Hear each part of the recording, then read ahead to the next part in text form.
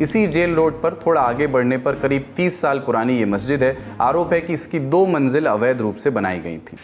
अस्सलामु अलैकुम वरहमतुल्लाहि वबरकातुहू। नाजरीन इकराम, उम्मीद करता हूँ कि आप तमामी हज़रात खैरियत से होंगे। नाजरीन, इस वक्त आप लोग जब भी टीवी खोल कर देख रहे होंगे, आपको शिमला वाली मस्जिद दिखाई दे रही होगी। जी हाँ, हर न्यूज़ चैनल पर शिमला वाली मस्जिद छाई हुई थी, लेकिन वहाँ की मस्जिद की कमेटी ने और इमाम साहब ने 2 जुमलों के अंदर बात को ख़त्म कर दिया। अब इस पर राजनीति नहीं हो सकती। उन्होंने क्लियर कट कह दिया कि जो चीज़ें मस्जिद के अंदर अवैध हैं, अभी तो हम उनको खुद सीज कर देते हैं, लेकिन जैसे ही कानूनी फैसला आएगा हम खुद उनको डिमोलिश कर देंगे। कोई ऐसी बात ही नहीं है जो हमारी मस्जिद के ऊपर सियासत की जा रही है। लेकिन ये मसला गर्म ही था। इसी के साथ एक पुराना मसला उखड़कर भी सामने आ गया है, जो हिमाचल प्रदेश का ही है, जिसमें मंडी के अंदर एक मस्जिद बताई जा रही है जो तकरीबन 100 साल पुरानी मस्जिद थी। अब उसको डिमोलिश करने के लिए कह दिया है वहां प्रशासन ने। क्या है पूरा मामला, आइए देखते हैं इस वीडियो के अंदर। शिमला की संजौली मस्जिद को लेकर चल रहा विवाद पूरी तरह खत्म नहीं हुआ है। इस बीच मंडी में भी एक मस्जिद के अवैध निर्माण को लेकर के बखेड़ा शुरू हो गया है। इसे लेकर मंडी की सड़कों पर आज जो हुआ, पहले वो तस्वीरें देख लीजिए।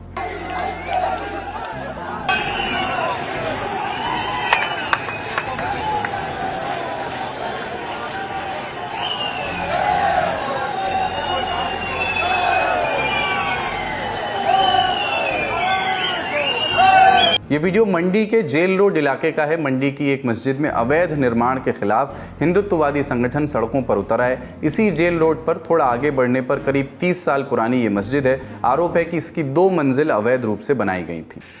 देखिए, ये शिमला के बाद हालांकि इस विवाद ने तूल पकड़ी है। 3 महीने से सुनवाई जारी थी नगर निगम के पास, और मैं ठीक वहां खड़ा हूं जहां मस्जिद है। ये मस्जिद है, आप देखिए, और इसकी जो जो फर्स्ट फ्लोर है, जो ग्राउंड फ्लोर है, ये दरअसल बताया जाता है कि 100 साल पुराना है। जो यहाँ मुस्लिम समुदाय या लोकल लोग काफी समय से रह रहे हैं, उनका ये कहना है। और उसके बाद ये 2005 में यहाँ एक एसिड अटैक किया गया, एक जो मुस्लिम कम्युनिटी का लड़का था उसकी ओर से। उसके बाद यहाँ विवाद हुआ, और विवाद के बाद इसकी कंस्ट्रक्शन को तितर बितर किया गया, इसकी दीवार टूट गई, और उसके बाद सरकार की ओर से इसको मदद देकर 1 लाख की इसको दोबारा कंस्ट्रक्ट किया गया। यानी कि ये जो दीवार बनी हुई है बाहर, जिसको तोड़ा गया अब 2-4 दिन पहले, तो ये 2005 की बनी हुई है। और जो ऊपर कंस्ट्रक्शन की हुई है, ये भी कुछ ही महीनों की कंस्ट्रक्शन है, जिसको TCP के तहत, यानी कि टाउन एंड कंट्री प्लानिंग, उनकी ओर से नक्शा पास नहीं किया गया।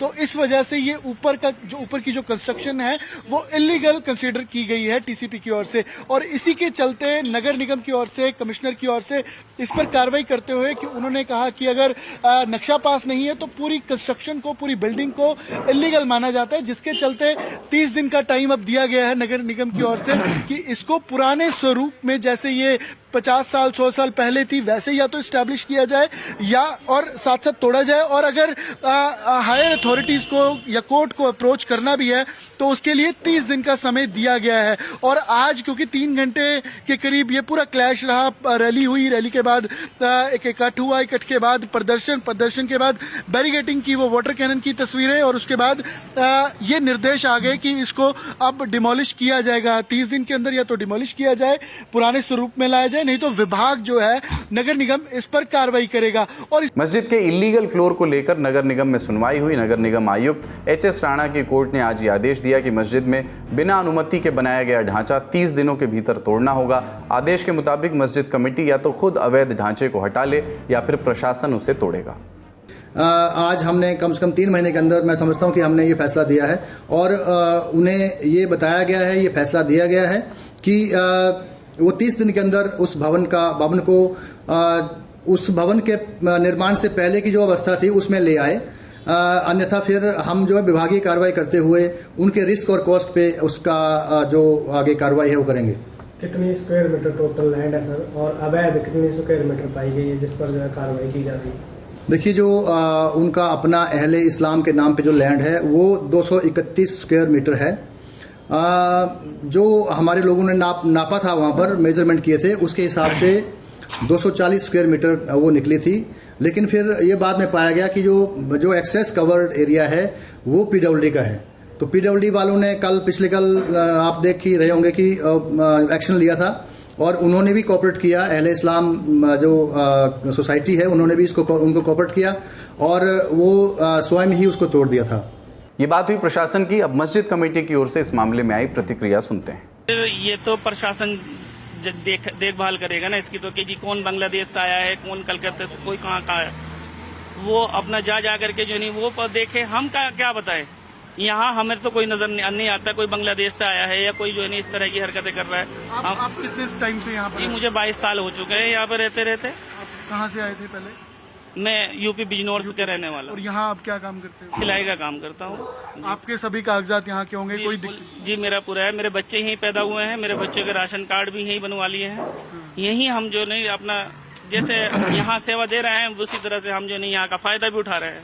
हिमाचल प्रदेश में चल रहे मस्जिद विवाद पर मुख्यमंत्री सुखविंदर सिंह सुक्खू का कहना है कि इस मामले को लेकर के कमेटी बनाएंगे और कानून के मुताबिक कार्रवाई की जाएगी। मेरा मानना है हिमाचल प्रदेश में सभी को काम करने का अधिकार है। सब लोग अपनी सीमाओं के अंदर काम करते हैं, लेकिन कई बार ऐसा होता है कि किसी वर्ष को लेकर युवा लोग लड़ जाते हैं और लोकल लीडरशिप उसमें अपनी राजनीति के लिए धीरे धीरे आगे बढ़ती है और फिर कहीं ना कहीं ऐसी स्थिति पैदा होती है जहां कोई छोटी सी बात किसी मुद्दे के रूप में सामने आती। तो देखा आपने किस तरह से प्रशासन ने वहां पर कह दिया है कि 30 दिन के अंदर अंदर अपनी मस्जिद को पुरानी उसी शक्ल में लेकर वापस आ जाएं जैसी वो 100 साल पहले थी। अल्लाह ताला से यही दुआ करते हैं कि हमारी मस्जिद की, मदारिस की, खानकाहों की हिफाजत फरमाएं। अस्सलामु अलैकुम व रहमतुल्लाहि व बरकातहू।